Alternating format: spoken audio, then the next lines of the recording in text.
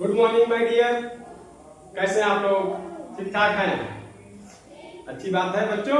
आज आपको जो पढ़ाया जाना है, जो समझाया जाना है, वो आपका आज का टॉपिक है पृथ्वी की गतियां। क्या है? पिछले क्लास में भी बताया गया था। ये है माय डियर पृथ्वी की गतियां। तो बच्चों आपको बताया गया था कि हमारी पृथ्वी दो प्रकार की गति करती है। हमारी पृथ्वी दो प्रकार की गति करती है। ठीक है। पहली गति आपको बताया गया था परिभ्रमण। परिभ्रमण जिसे हम अंग्रेजी में कहते हैं रोटेशन। क्या कहते हैं माय डियर? रोटेशन। परिभ्रमण या रोटेशन। ठीक है। और जो दूसरी गति होती है इसको कहते हैं बच्चों परिक्रमण। ठीक है। इंग्लिश में कहते हैं रिवोल्यूशन।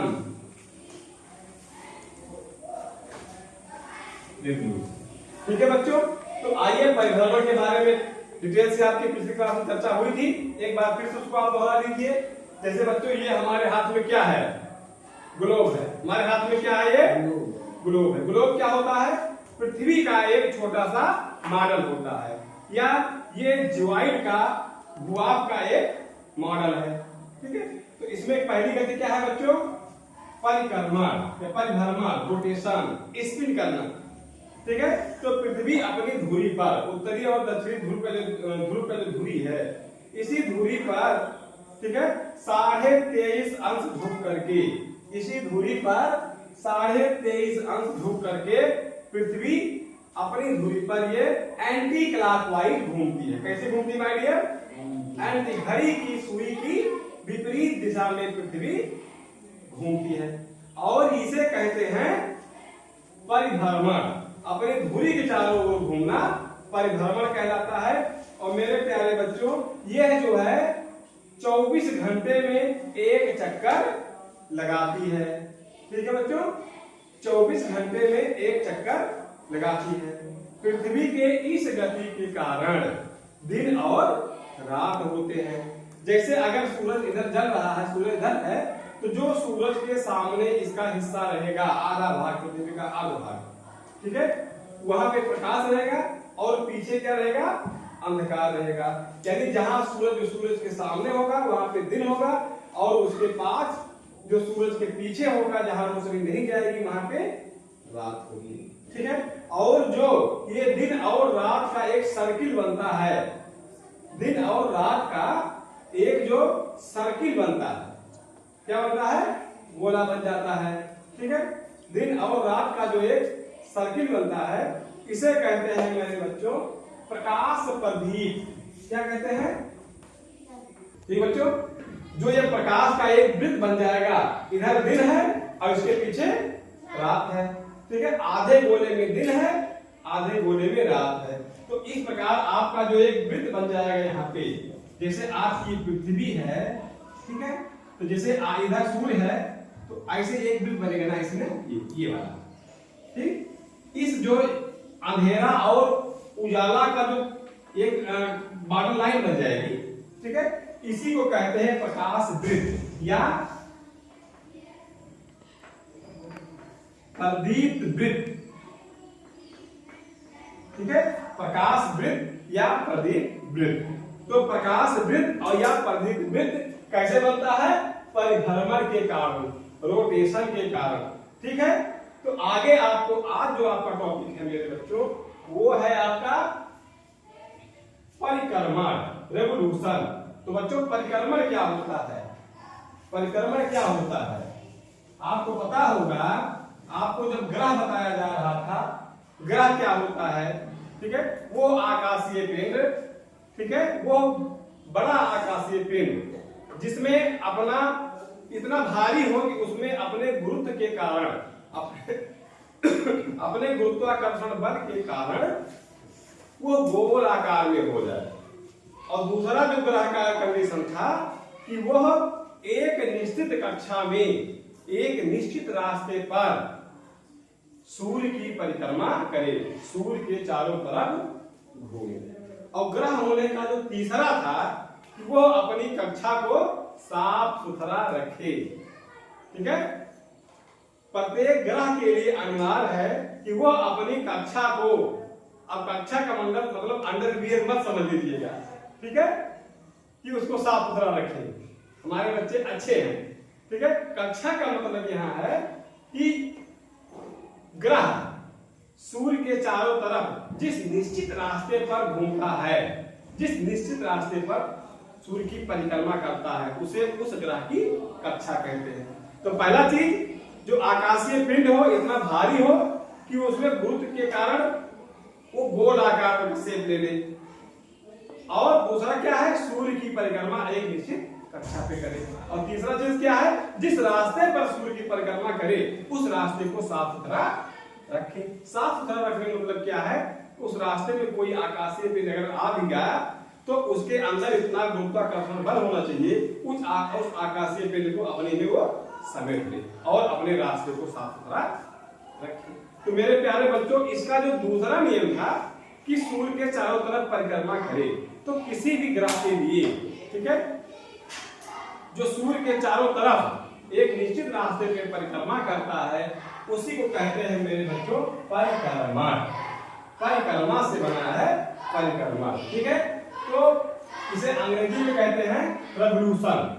ठीक है, तो बच्चों आपको समझना होगा कि परिक्रमण क्या है और परिक्रमण होने से इस गति से क्या क्या प्रभाव पड़ते हैं।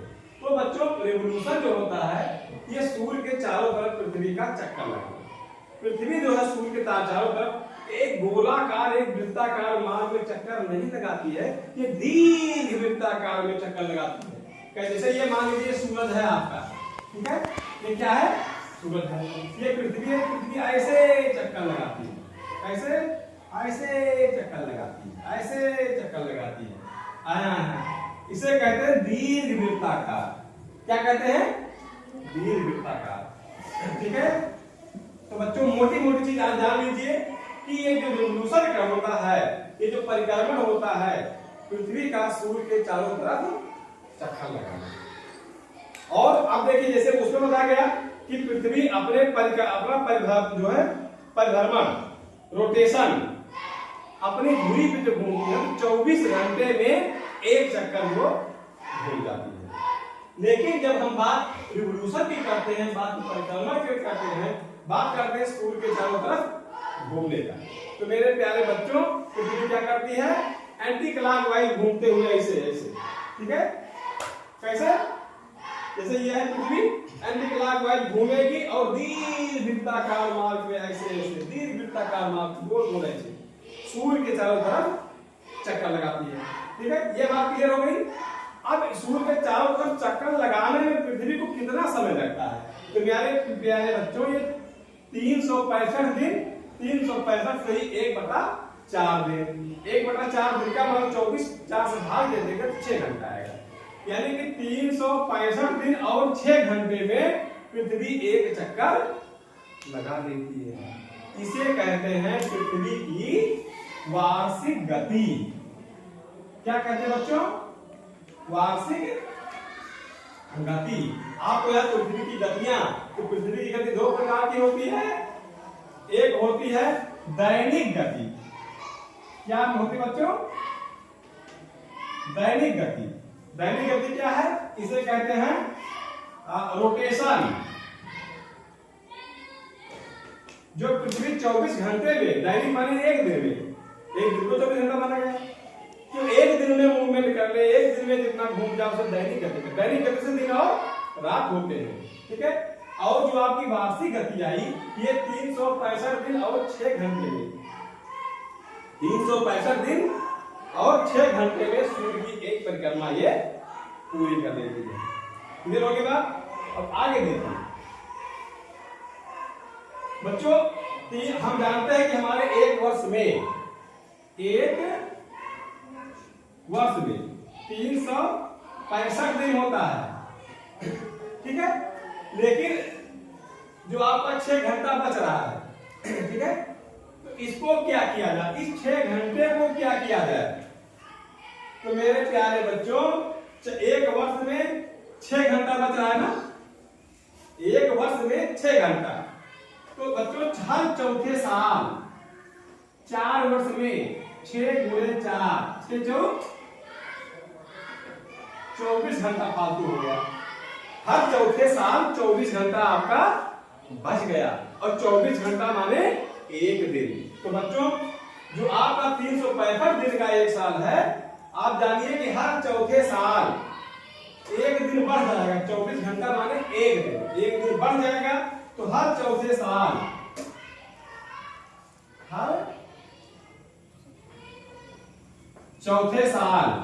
हर चौथे साल ठीक है, एक वर्ष का जो होगा वो एक वर्ष 366 दिन का हो जाएगा। और हर चौथे साल आप जानते हैं फरवरी 28 की है ना, जानते हैं फरवरी 28 की, बाकी सब 31। तो हर साल फरवरी 28 दिन की होती है, लेकिन हर चौथे साल ये जो हर साल 6 घंटा ओवर हो रहा है। 6 घंटा 6 घंटा 6 घंटा 6 घंटा 6 24 घंटा। हर पहला साल, दूसरा साल, तीसरा साल, चौथा साल। ठीक है, तो चौथे साल तक आपका ये 24 घंटा यानी एक दिन एक्स्ट्रा हो गया, एक दिन ज्यादा हो गया।